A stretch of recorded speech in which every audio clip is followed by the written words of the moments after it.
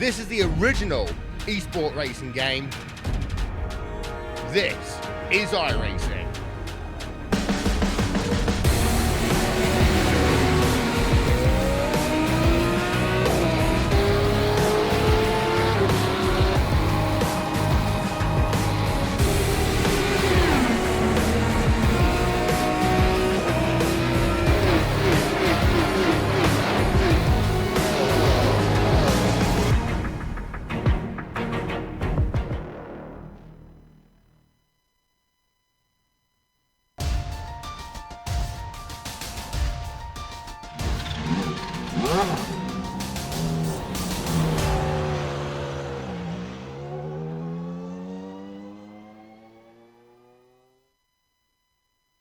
When your lone drop race leaves you with all wins remaining in your scorecard, you know you're going to be tough to beat. It's the familiar face of Mick Claridge up at the top of the points once again. However, today's race at Zolder pits the Lotus against what could be considered its mortal enemy, chicanes. More suited to fast-flowing circuits, this car-track combo will make mistakes easy and costly. We'll see if it catches Quick Mick out as we get ready to watch round 6 of the Lotus 49 Grand Prix Legend Series. And you'll see it all live here on the Global Sim Racing channel and the iRacing Esports Network. Hi, I'm Joe Peak, and I'll be joined later in the booth by Nick Schmeg. Behind the scenes is our director, the Dr. Amjad Yaman, and he's using cameras provided by Dougie Beard.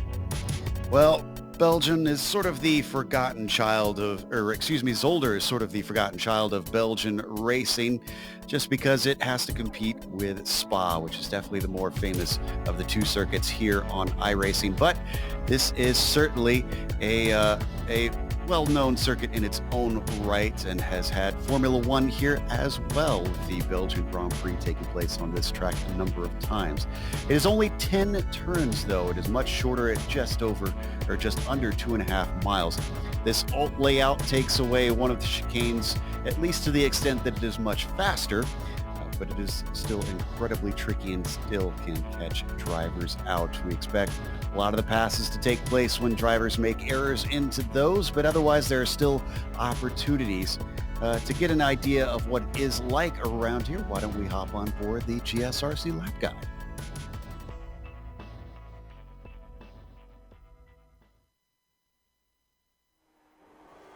All right, we've got Juha Norlampi in the GSRC Lotus 79, so let's do a lap around Zolder. Flying down towards Erst, you've always got to be careful about the downhill braking. It's tough hitting this apex and easy to understeer into the gravel. You don't have much time before you got to get the car to the left for Sturenwacht. This corner tightens on exit, and that can lure you into clattering over those tall sausage curves. Canal is easily flat out and simply leads you out into the entry to Bianchi. This is one of the more critical turns of the circuit. Fast and sweeping, it requires a good exit to carry your speed down to one of the more popular passing spots on the track. The Kleine chicane is tight and fiddly, but it's a heavy braking zone, and so most folks have a go into here at least once when trying to pass. Over the crest, hug tight to the left on Butte. Otherwise, you'll find yourself offline into Turleman. This is easily the most difficult of the 3 chicanes because it has 3 tricky apexes. A little lift is needed to get through the last one. However, through the banked right-hander, you should be able to hold it to the floor. That takes you on the sweeping run down to Boulderberg-Ospelt. This hairpin will be another common place for overtakes, and like most hairpins, it's best if you try to take it with a late apex. Watch out if you're side-by-side coming out, because the little squiggle of rent can complicate things. Finally, there's Ix, which in this layout is going to be terrifyingly fast. Just clip the grass on the first part, and be careful not to slip into the barrier on the exit. Hopefully, you kept it together and have now finished a lap around Zolder.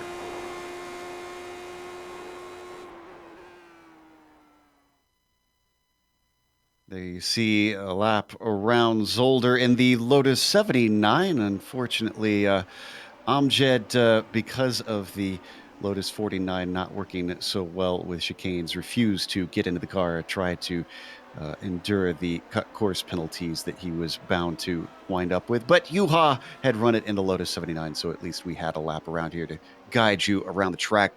We have the championship up on the board, and as I mentioned, Mick Claridge with essentially a perfect score due to the single drop week we have now included. That, of course, moves Rob Olenek down too.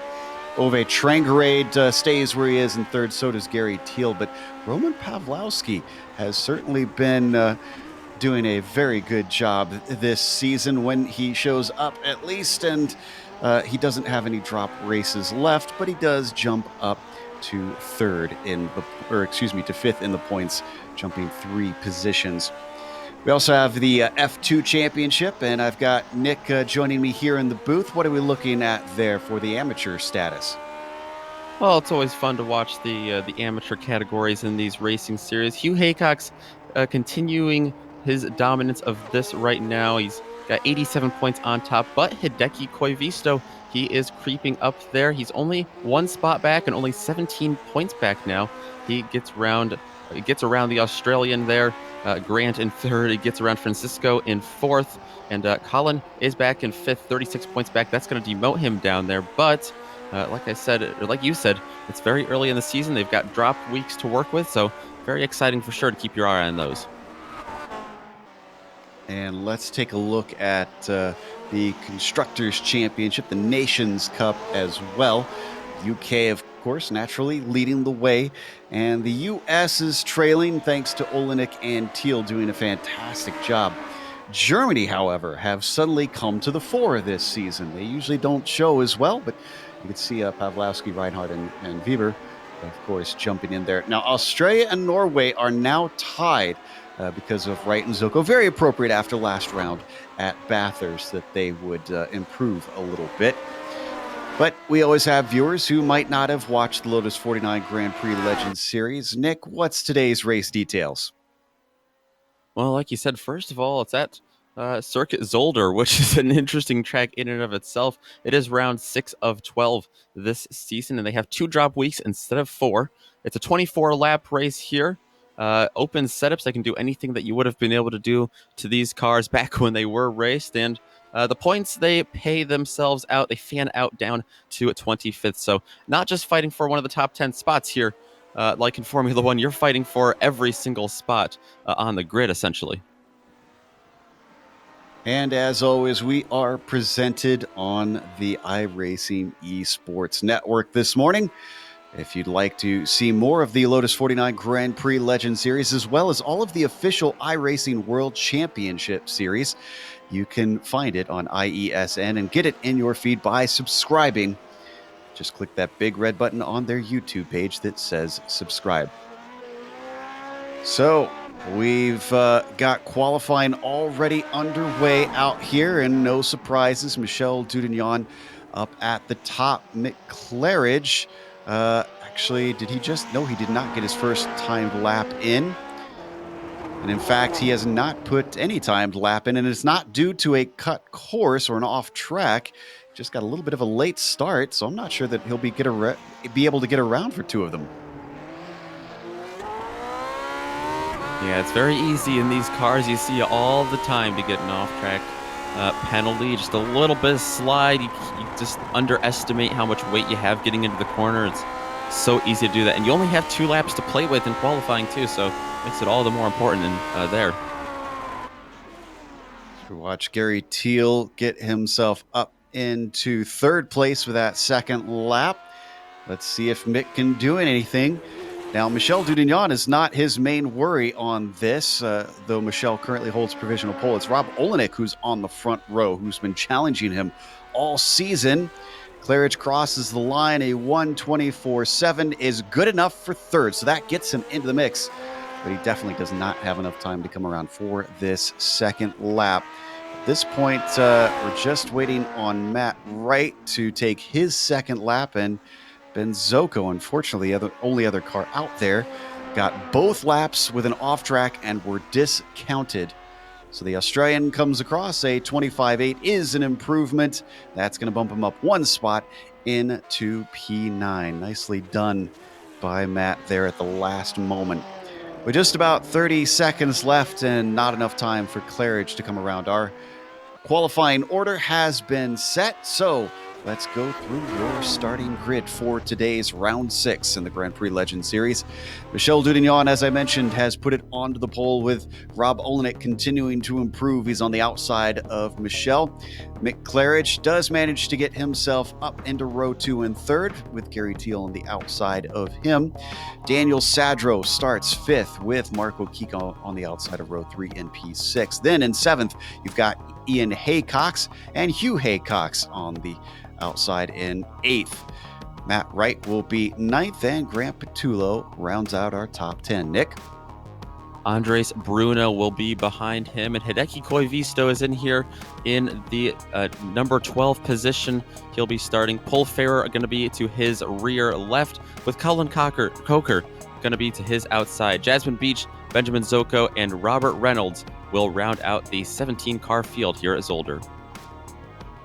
So not the largest field we've seen in the Lotus 49s, but of course this is a little bit of a less popular track overall on iRacing. Still, as I mentioned, it tends to put on a pretty good show just due to the unpredictability and the difficulty in driving these cars. I think should produce some excitement for us as we watch them all line up on the grid. The Tiger car, the infamous Tiger car now of the number 3 with Rob Olenek.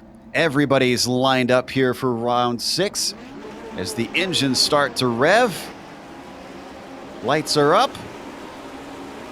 Green flag is out here in Zolder, taking off the line. At first it wasn't good for Olenek, but look at the lightning start for Gary Teal.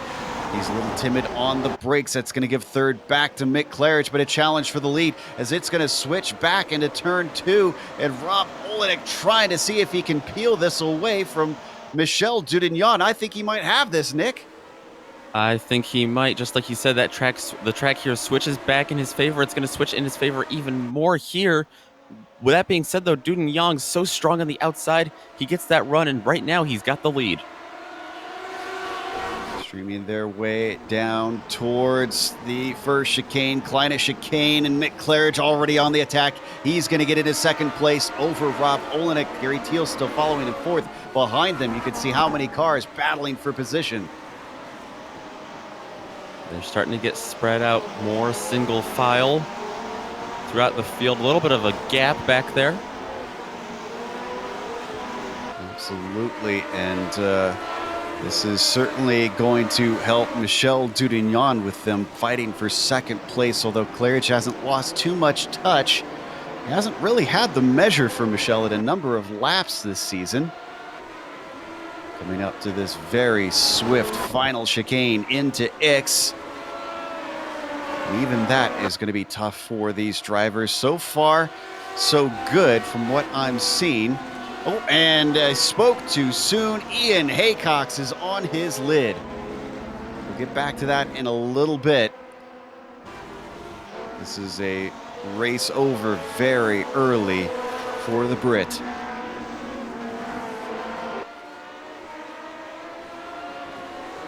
So a 7/10 gap from Dudignan to Claridge, and then just about the same back to Rob Olenek now that things are settling out.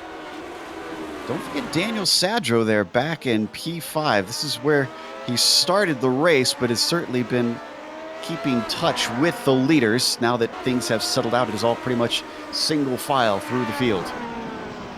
Yeah, he was under some pretty heavy fire earlier from Marco Kika and Hugh Haycox, but then that incident we saw with Ian Haycox, it looks like that kind of disturbed that battle just a little bit, put a big gap in between them. And down to the Boulder hairpin.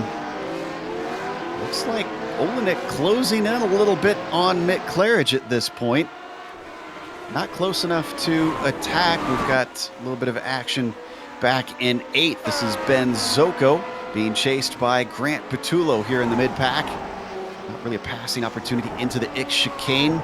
Looks to set him up down into Erst, but just, again, can't get himself that run he needs. I think we got a little bit of a time where it's clear, so why don't we take a look at that replay with Ian to see what got him upside down. This looked like it was all by himself. He was trying to chase down Hideki Koivisto in the number 12 car. You can see Hideki there, that yellow car in front of him. Yeah, just oversteer into the corner, and unfortunately that barrier is right next door. So that is certainly not going to help his case for a good finish today. In fact, I'm not sure that we'll see him back out on track. He's currently taking repairs in the pits as we jump back up to the top cars. working around Dudignon, keeping Claridge at bay by roughly a second now. So he's been slowly extending that gap. Olenek, on the other hand, has been doing the reverse on Claridge. He's cut it down to about half a second on Quick Mick. Mick will want to stay ahead of Olenek again because he is his main rival in the points championship. And you were talking just a moment ago about Daniel Sadro in 5th. He's cut that gap down to Gary Teal in front of him. He is all over that 5 car now. Should be a good fight as Sadro has continued to show himself to be a quick learner. He's been in this car for a little bit now, but has been progressing up and up the field. Certainly different from the other car we see him in this on the GSRC, which is the Lotus 79. A lot more downforce on that machine, drives incredibly differently, but he seems to be adaptable.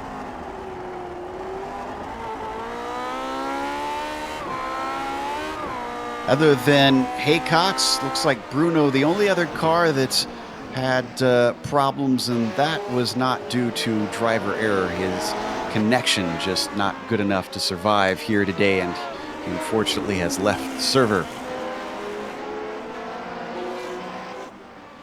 Sadro continues to hound Gary Teal down into the Boulder hairpin. One of the few good places where you can maybe have an attack.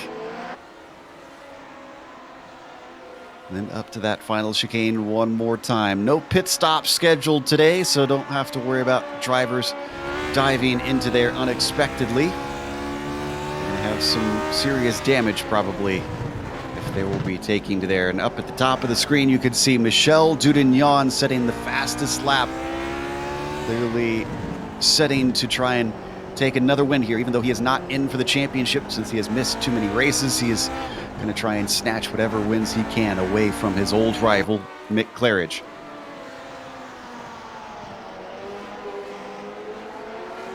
Take a look at the other Haycox.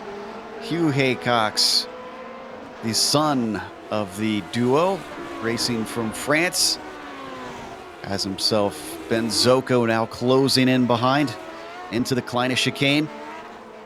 Nice and tidy for both of them, but Zoko maybe not quite as strong out of that left-right. And they break for the next one into Turleman. Getting as close to those big sausage curbs at the apex as they dare. Zoko looking a little bit better through that one.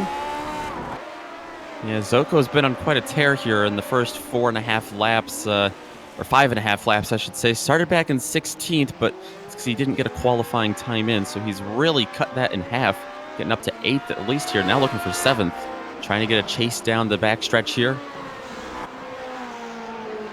Unfortunately, that's not going to quite work out. Sometimes you could get passing opportunities into Erst, and he is gaining a little bit on this downhill plunge, but not enough time through the left-hander, and then back through Sterrenwacht.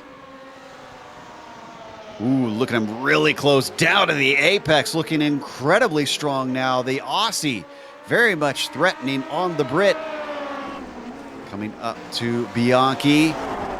This is where he really wants to get the power down smoothly, way off the apex for Haycox. He is under threat and he knows it. He stays all the way to the left. Coming up to Kleine, you don't want to go through here too wide. Hugh finally gives up the ghost as Ben Zoko moves to P7.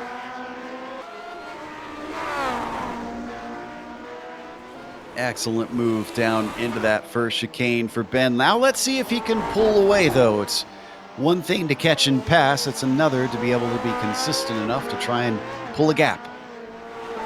Indeed, he'll be setting his sights now on the number 7, Marco Kika, in 6th. He's not in a battle of his own, but if the two guys in front of him keep battling, Gary Teal and Daniel Sadro, he might find himself in a battle, which would slow him down and put Zoko in a good position to catch him. Yeah, Kika's certainly in no man's land at the moment, as you mentioned. About a 2.5 second gap up to Sadro. So at this point, Kika really focusing on keeping from cutting any of these chicanes just to run his own race. That battle between Teal and Sadro just about at a stalemate of about 0.7 of a second. Yeah, Sadro just doesn't look like he can do anything to reel him in. Gary looks really good through a lot of the turns and a lot of the crucial, more technical parts of this track as well. So Daniel really struggling to try to reel him in right now. They hit the Kleine chicane. And one thing that this car tends to do is make crests a lot more hairy than other cars would find. And this one right here, that is through Butte, where it gets incredibly light as you're trying to turn and get the power down in lower gears. Yeah, absolutely. These cars, they really like to try to they try to catch air as much as they can, and not only through Butte, but also the fact that it's on a bit of a curve too, a bit unsettling. Your car might come down a little further to the right than you would expect it to. Right on board with Sadro, just can't seem to make inroads on Gary Teal. Teal, one of the faster drivers, one of the few race winners in this car. There really aren't that many, at least on the broadcast races. Dudignon, Claridge, Olenek, Teal have all won one. Don't believe we've ever seen Sadro take the top spot. Sadro looks like he might be overdriving his car just a little bit, trying to catch Teal here. Certainly not what you want to do in this 49, especially with these tight, slow, fiddly chicanes. Coming up towards Kleine one more time. You can see in the background, Marco Kika has gained a little bit of time. It was 2.5 seconds. It is now down to 2 seconds from 6th to 5th. So you were right. He is gaining.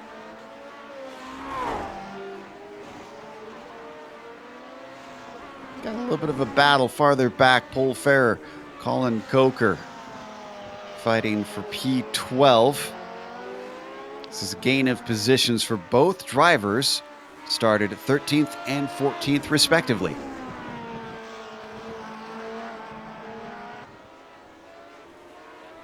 Every position paying out different points. Everything matters here. Even these spots back here. Coker looks like he might be getting a little bit of a tow there to try to catch him, as much as there is in these cars. Yeah, certainly not, I think, long enough straights for them to be able to do that. They do punch a decent hole in the air once they get fast enough, because as aerodynamic as the front is, the back of the car certainly isn't. Now, up at the top of the screen, our eagle-eyed viewers may have noticed that Dudignon was purple yet again, and he is now 1.5 seconds over Claridge. That's not really due to Claridge dropping back so much as it is Michel Dudignon setting the afterburners on, because you could look behind and Rob Olenek has not become as much of a threat on Mick Claridge. He is now 2.3 back from Quick Mick. So our podium are pulling away from one another. So no real chance for them to have any sort of an attack there. They do have to worry about those cut course penalties. And I know I sound like a broken record, but really that tends to be the story of the race in any car that you take here. I'm actually kind of shocked that we haven't really seen many of them yet. Yeah, especially just through all of the tight chicanes here. These cars, they have to get them loaded up so early coming into them anyway, that's probably why they've avoided those chicanes more than other cars, because it's so hard to just send one in here. You saw on screen, that was lap traffic that Dudignon was overtaking, caused him to have a little bit of an issue through Ix. Now, it lost him about 0.5 second to Claridge, so it's certainly not a doomsday scenario for the number one car, but he's got to rework to try and push to get away from him once again, lest he finds more traffic. And in fact, that is coming up in the form of Robert Reynolds, who's just going to pull all the way out of the way and let them through.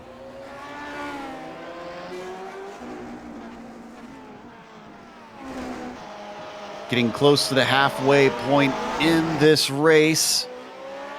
Claridge actually looking pretty strong. What was 1 second is now 0.7 of a second. Maybe getting that little bit closer has incentivized the number two car.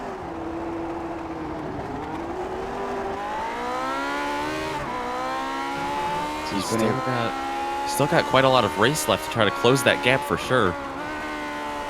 And did something happen to Colin Coker? He was very, very close. Yes, we had an issue for Colin Coker. He was on the attack for Pole Farrer into turn 1. And Farrer even went defensive on it, but Coker, with a costly mistake, had to take through the grass, and unfortunately what was 0.2 of a second has now gone up to 1.5. And in fact, he just now, as we were watching the replay, had another problem under braking into the Kleine chicane, spun off course, and it is 7 seconds from himself up to 12th Pole Farrer. Yeah, still a good save, despite that going to be really hurting his chances later on in this race, because he's now the last car a lap down, but that could have been a lot worse with the guardrail there. And I would say he might be our first victim out here today. He is still ahead of Jasmine Beach in 14th, Robert Reynolds in 15th. And I was wrong. Hugh Haycox was able to get the car repaired and get it back out here. Last car on track. Excuse me, Ian Haycox, not Hugh, in 16th position in that number 9, but certainly not looking very aerodynamic anymore.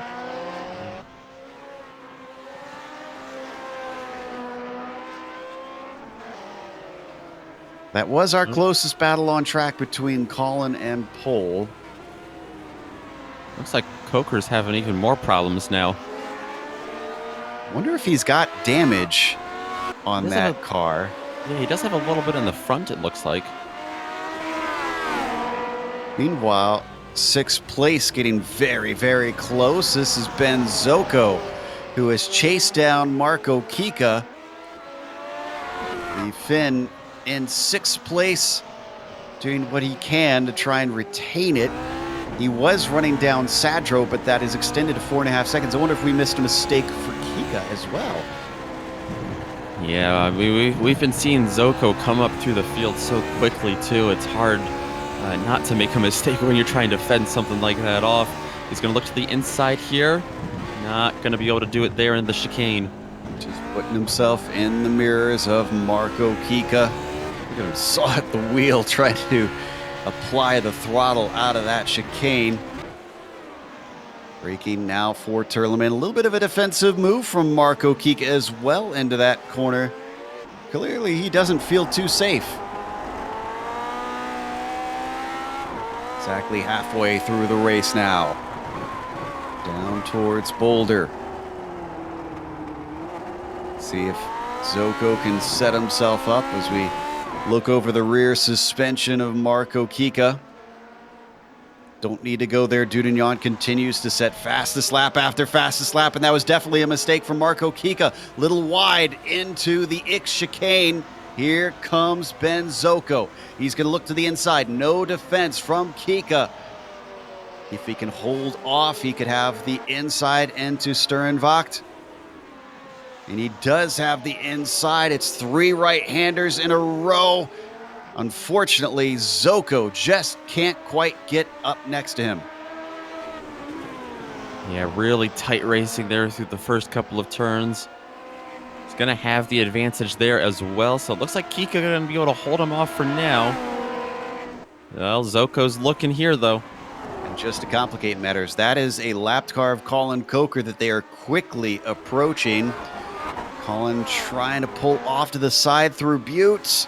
And I think he's going to manage to do it. Nicely done by Colin. Perfectly timed. Hopefully that's not the last opportunity. And Mick Claridge has lost a position. Mick Claridge, surprisingly, did not lose this by running through a chicane. The Boulder hairpin, unfortunately, just was a little bit too much for him. For some reason, went straight on into the gravel, and that was an easy pass for Rob Olenek. Yeah, just looks like he just missed his braking point there, simply. Just a mistake by Mick, and yeah, like you said, that'll put Rob Olenek up into second, gives him a very easy overtake. and extends the lead for Michel Dudignon to now 6.7 seconds. Claridge has recovered to the track. He's about a second behind Rob Olenek. This might give us an interesting scrap since it seems like Mick has been quicker than Rob this race.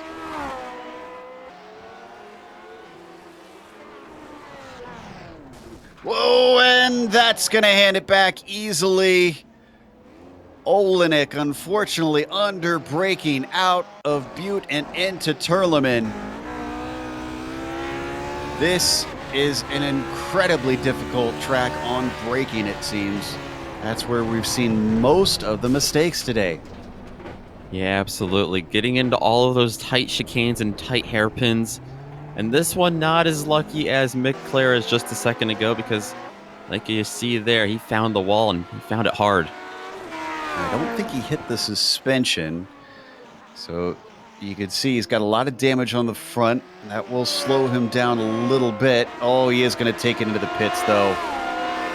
Disappointment. So that's going to promote Gary Teal into third, Sadro up to fourth, and Kika is now fighting Zoko for what is a top 5.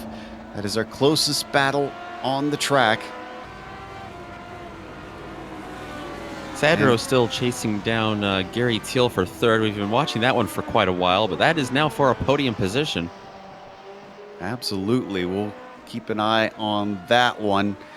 You got to give credit to Ben Zoko. Didn't get a qualifying time in, but he doesn't let that stop him from 16th on the grid to a potential top 5 today.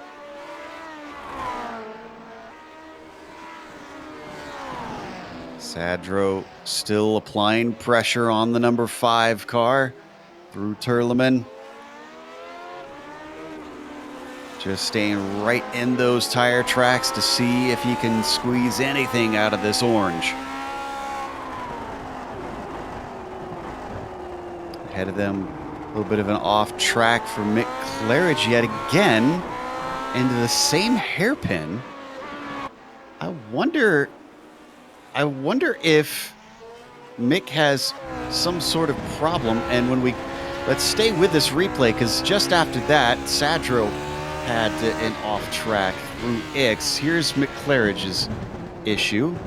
Not as bad as last time. He must be having maybe a hardware problem. That happened twice.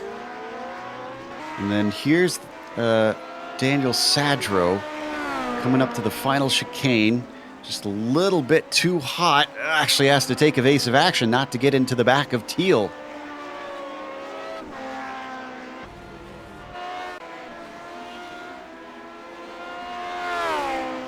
This is highly unusual for Mick to make that same error twice. Hopefully he can get that gearbox sorted out. But this certainly helps our leader, Michel Dudignon, with 9 laps to go. A 15-second gap back to Mick Claridge. The Frenchman has just been flawless out here in Belgium. And we were watching the battle between Zoko and Kika. That's going to be put to a standstill for now because Ben Zoko also just had an off track of his own. And the braking, once again, bites another one into the Kleine chicane. You can see it already dropped back a little bit. Fighting hard to try and get up to the back of the fin. Braking into this left-right. And the car, unfortunately, a little bit too much curb, it looks like. Yeah, that one's a bit different than the ones we've seen before.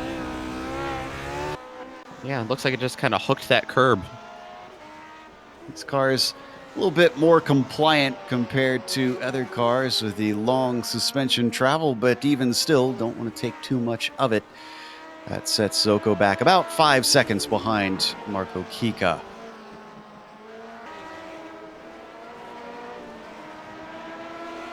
Third place is starting to become something of a fight for second, where it was a fight for third before. Mick Claridge with his issues as Gary Teal getting closer and closer. And looking at how much Teal is gaining in the braking for Boulder, I'm pretty certain at this point, Nick, that Claridge is dealing with some sort of issue, either with damage on the car or something in his actual physical hardware. Yeah, I agree. I mean, Gary's looking really good right now catching him. So Mick, I mean, yeah, it could be anything from hardware to connection. Even he might just be lagging over at that part of the track just a little bit. So it's hard to tell what he's dealing with right now, but hopefully he can get it going. Looks like he's been clean the last couple of laps, but nonetheless, Gary Teal is catching him. Ever since his issue, he's gone from 23 and 24, 1 minute 23, 1 minute 24 to 129, 126, 125. Oh, and very sloppy through the Kleine chicane is certainly going to make it a slam dunk here for Gary Teal as he gets right up behind him. Oh, maybe not. He's not brave enough into Turleman. He wants a little bit safer of an opportunity. He sits patiently, maybe knowing at this point how quickly he's catching Mick Claridge. He's not in a hurry. Yeah, I was just about to say, I'm guessing Gary Teal has been keeping up with all the issues that Mick Claridge has had. He's going to go the outside there through the chicane. Side by side. Oh. And they certainly don't want to repeat that, and Gary Teal knows it. Mick Claridge is going to make it hard. It's towards the end of the race. He wants to keep this second place and get maximum points over his main rival, Rob Olenek, considering Olenek is in the pit still taking repairs. Well, I thought this was going to be easy for Gary Teal, but I forgot that we are dealing with the British Bulldog. Teal's going to try to set up some kind of run here. Might not be brave enough or eager enough to get him down into the chicane, but he might be able to close that gap even more. It certainly seems like it's the braking that's hurting Mick Claridge. So I have a feeling that all Gary's got to do is just get the car close enough and then be better on the binders into one of these heavy braking zones. Maybe not the chicane, apparently. We know for sure that into the Boulder hairpin, Mick is having a horrible time. See if he goes defensive again. Yes, indeed, holding the right side of the track. Definitely not the preferred line through there. I don't think he had to go there that time.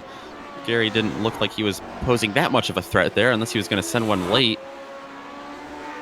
And don't forget, this is slowing up Gary Teal slightly as well. So will this allow Daniel Sadro to maybe have a chance at a podium? Well, Sadro's got to hustle as well, because we're down to 5 laps to go here at Zolder. He's got it down to 3 seconds. But Gary Teal is 2/10 behind Mick Claridge. We ride on board with Gary, the Virginia's driver. He'll try and get himself just a little bit more in the points. This is closer than we saw last lap around to the back of Mick Claridge.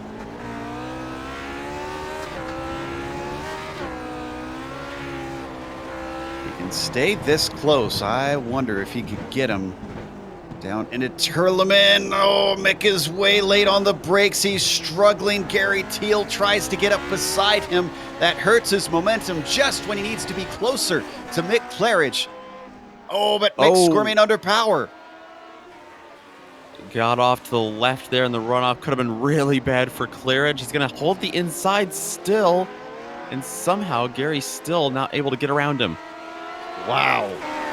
This is a robust defense from the number 2 car. And here is where Gary Teal himself now struggling as he falls back from Mick Claridge. Daniel Sadro reeled them in by about 1.5 seconds just with that one little tussle. Has Gary Teal been a little too patient here? Has he waited too long to try to get around Mick Claridge? Because time running out, he's only got a few more laps. And he's now got to close in that gap as well. Another potential thought, and since it seems like it's the braking zones that he's using, at least losing at least some of them, I wonder if Mick's maybe got too little fuel in the car and he's trying to save it? Quite possibly. I mean, there's. It seems like, yeah. I mean, it could be a lot of things right now. That would actually kind of make sense too, because we've seen him so squirrely over the crests as well. Which, I mean, this car is no stranger to anyway, but could be an extra factor in that as well. He's caught up to him once again. He's a little bit closer. Is this close enough for Gary Teal? No, it is not. Through Boulder. We'll keep half an eye on behind them, where Hugh Haycox and Grant Petula are getting close. But, ooh, this is a great chance here for Gary Teal coming down to Erst. Mick Claridge once again holding the defensive line. Now he comes back to the racing line out on the right side of the track. Teal so achingly close to moving up to second place. You can see Teal being more and more aggressive. Now with 3 laps to go, he's got to do something. Out of Bianchi. Whoa, both of them taking a lot of curb there towards the Kleine chicane. Gary Teal taking a little bit of a look. Oh, but he brakes earlier than Mick Claridge. Bobble from Mick out of the Kleine chicane. Oh, no! Oh, what a big bobble sends him spearing into the wall. Mick Claridge immediately toes out. Just like that, it'll snap on you. A pressure cooker leads to a costly error for the number 2, overcorrecting and straight into the tires. And I guess that might be a graphic argument for these chicanes, as much as some of us don't like them. Imagine if that car was going a lot faster over that portion.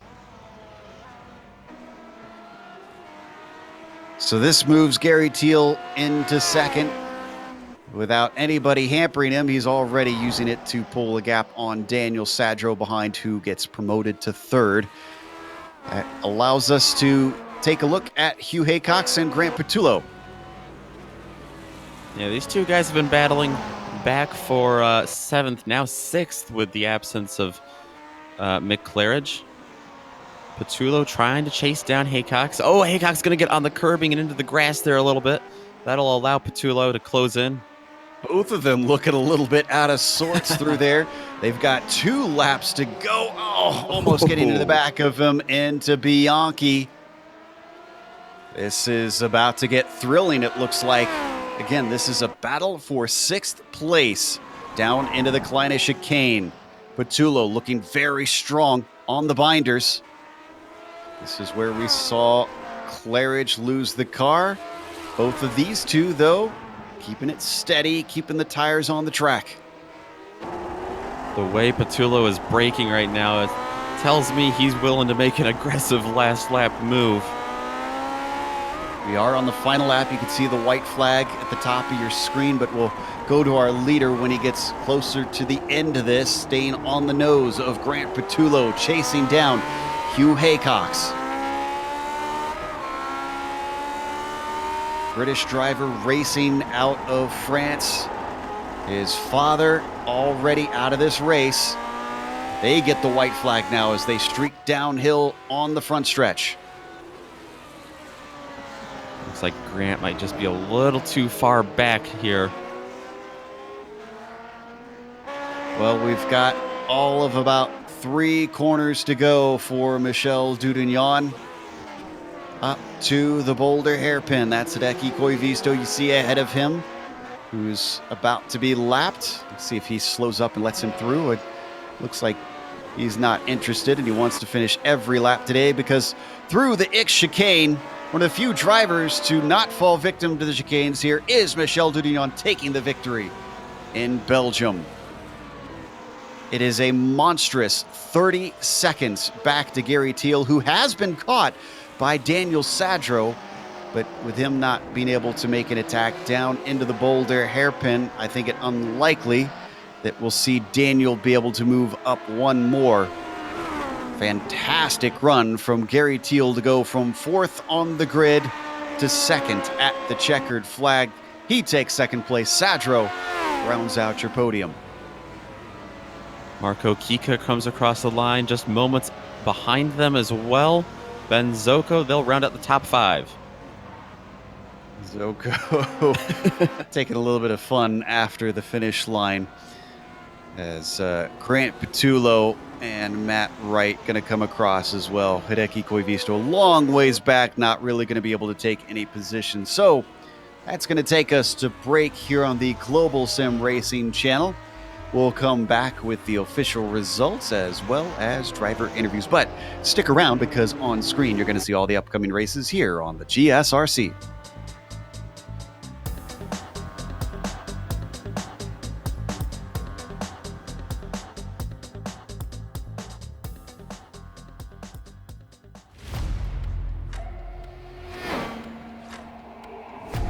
We're almost out of fuel. You'll have to come in for a splash.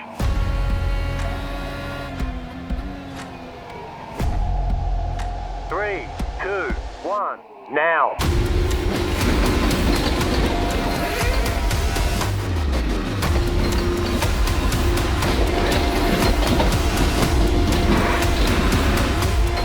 All clear. Punch it. Great job. You did really well.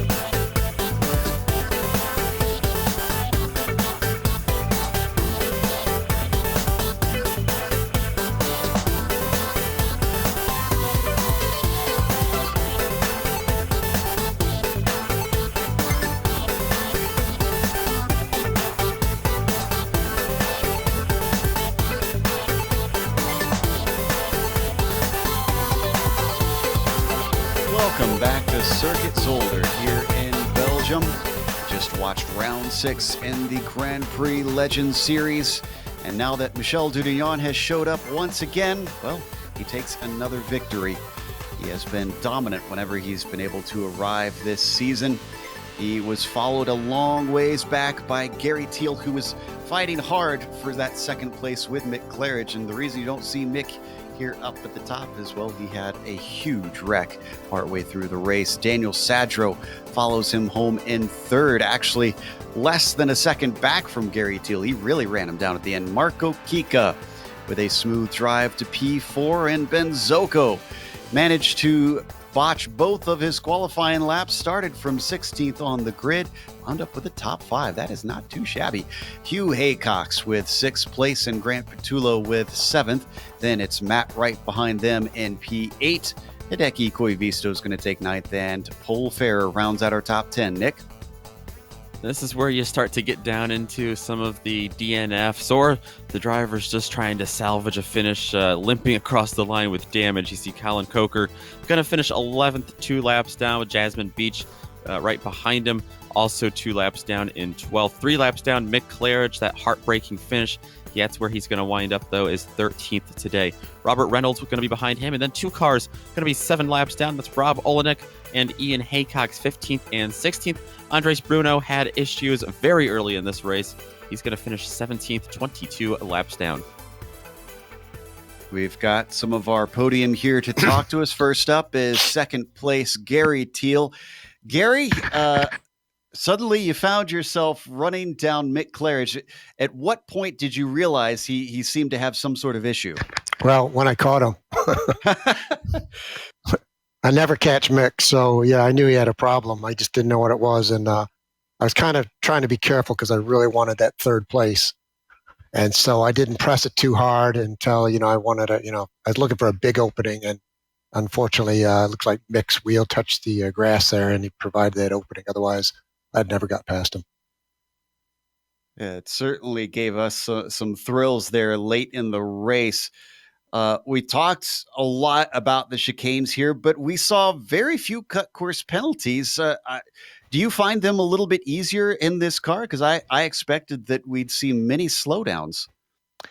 Yeah, I know when I first started practicing, I was getting a lot of them. You just have to learn where the limits of the track are. And, you don't want to get too close to the limits here, because if you hit those curbs, you're going to bounce and lose the front end, and your day's going to be over. I expect maybe that's what happened to Rob up there. Now, it's been nearly, I believe, 4 years since this layout was used for the Lotus 49s. But this series is kind of known for being willing to experiment and try some weird combos, since it's a tight-knit group. What are your thoughts with this track returning? Do you think it put on a pretty good show, or you kind of think we could give this one a miss for another 4 years? No, I like this one. Obviously, I was closer to being up near the front of this one, so for me, it's a good track. I like the little weird tracks like this. There's a couple of them I'd like to see on the schedule like this. Shake up the order a little bit. Yeah, certainly doesn't hurt to have some variety out there. Well, congratulations on a second place. It was a fantastic run for you. All right. Thanks, guys. See ya. It was Gary Teal. And I believe up next, Nick is going to be talking to third place Sadro. I am indeed going to come home with a third place finish today. And Dan, did you expect finishing on the podium today? No, not at all. No, well, I mean, I was on pace for 5th or 6th, and unfortunately, both Rob and Mick had their issues. I was just happy to have finished as close to Gary as I did. Yeah, we saw you back battling, like you said, for 5th or 6th throughout most of the race. But I mean, it seemed like no one could get around anyone back there. Passing was so tough today at Zolder. Oh yeah, for sure. It's such a narrow track. You don't have any long straightaways. Like at Bathurst, you can slipstream down the straightaway and get past somebody into a corner. You're almost always waiting for somebody to make a big mistake. We talked about earlier, before you hopped in the booth, about just how hard the braking was here, and how hard after 24 laps getting that right every single time. Did you have a big problem with that today, trying to get the car wound up for a lot of the tight fiddling chicanes here? Just a couple times. I almost ran into Gary into that final chicane once, and thankfully didn't. But honestly, I found myself near the end kind of just slowing down. Just moving back my braking mark maybe 5, 10, 15 feet, which actually made me faster, ironically. And just that helped right there, just giving me the confidence that I was going to get to my braking point. I was going to be at the speed I needed, and then I could make the turn. Yeah, it definitely played out well for you. Looks like we are off to Italy next round. You get to stretch your legs in Monza a little bit. Monza? Already? Again? Well, if we're going back there, that's great. That'll be a big draft track, and maybe I can pass some. All right. Well, hopefully we'll see you in the booth once again. But congratulations on your unexpected podium today. Well, thanks, and congratulations again to Michelle and Gary for a great race. That was Daniel Sadro, third place out here at Belgium, and a driver who was looking like he might be able to get a podium, but then fell short of it was Mick Claridge. Mick, the big question on everybody's mind is, was there an issue, and what was it? Oh, hi, Joe. Yeah, there was. Yeah, just before the session opened, I decided to calibrate my pedals because I wasn't getting full power on the gas, and I did that, and that was it. The pedals were just gone. I couldn't calibrate them, and then I realised that it was something to do with the clutch pedal. So every time I put the clutch full down, the gas pedal was at 100%. So I got into the race session and disabled all the pedals, and I started again and disabled the clutch and put that on my letter C on my keyboard for a clutch, and then drove around with the gas and the brake.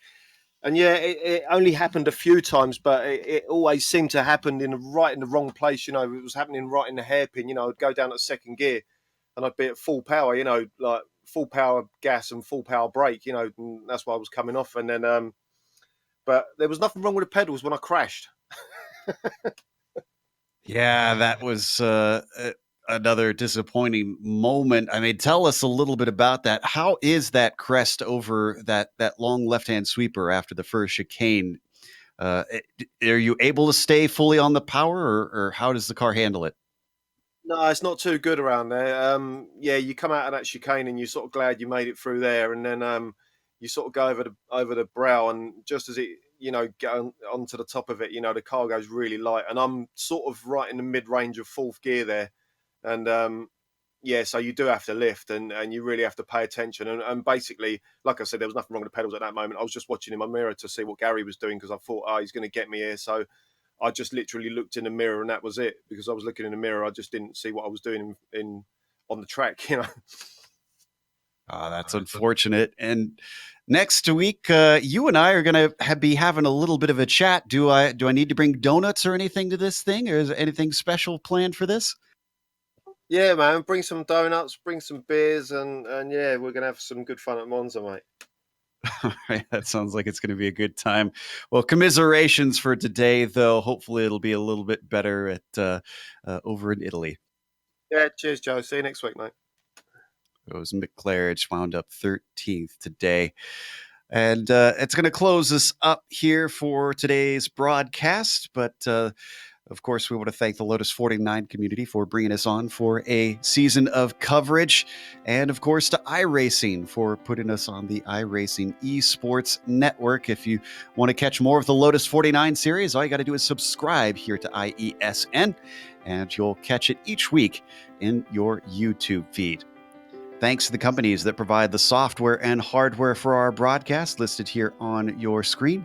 Additional thanks go to June Lalonde, who provides our wonderful music. See the screen for how to get a hold of more of her great work. Thanks to the team today, Nick, Amjad, and Dougie. If you'd like to find out more about GSRC, including upcoming races, you can find it at globalsimracingchannel.com. You can also check us out on social media. We're on Twitter at GSR Channel, Facebook at Global Sim Racing Channel, and Instagram at GSRC_Graham. As mentioned, going to Italy next week. That'll be at Monza, but it is not the Roval this time, so it'll be a little bit different. It still will be incredibly fast in this car. That'll be Saturday, April 27th at 9:30 a.m. Eastern. We also have upcoming races for other series listed on the screen, so check those out and mark them down on your calendar. But until next time, race clean, race hard, and we'll see you on the track.